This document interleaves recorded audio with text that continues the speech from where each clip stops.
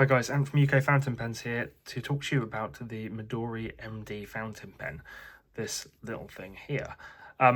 This is from the company that brings you the Traveller's Notebooks and all those other kind of fashionable journaling style products.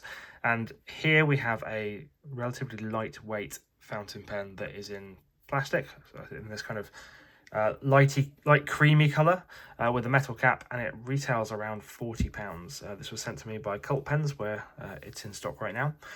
It's a charming little thing, actually. It has a few things that are quite unusual about it, and the first being that the feed, although it doesn't look at it like it right now, is actually transparent, as is the whole long section here. So you get a really good view of the ink that you have inside the pen. The second thing that really leaps out is this nib, which it almost looks like there's something wrong with it because it curves down quite noticeably, meaning the tip is bang on in line with the body of the pen. That gives you a really kind of precise feel on the page where the nib makes contact.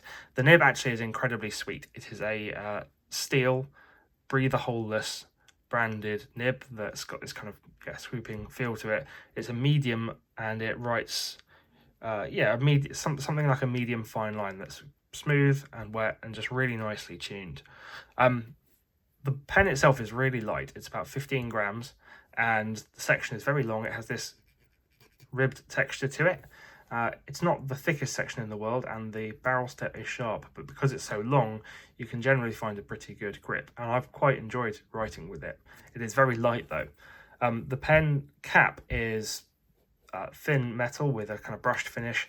The edge of the cap lip is quite sharp. It has a little inner cap to keep it dry, and it posts really deeply. So actually, you hardly notice the difference when it's posted. A lot of people will like that. Inside the cap, the barrel is not sealed. There's an air vent at the back, so don't try to eyedropper it. It's quite thin plastic, but the pen comes with a cartridge, does not come with a converter, which I always find a little bit cheeky in pens over about 20 quid. I think they should come with a converter. It hasn't dried out on me so far. I've only had it in hand for a couple of days, but the cap closure is pretty solid feeling. The clip also is really functional. It's not articulated, but it is very springy and a bigger size than the pen would normally suggest. The writing sample, you can see I've got a few words sketched down already here, so you can see the size of the line. I've got it inked with Robert Oster Woolacombe, which is one of the Cult Pens exclusives, and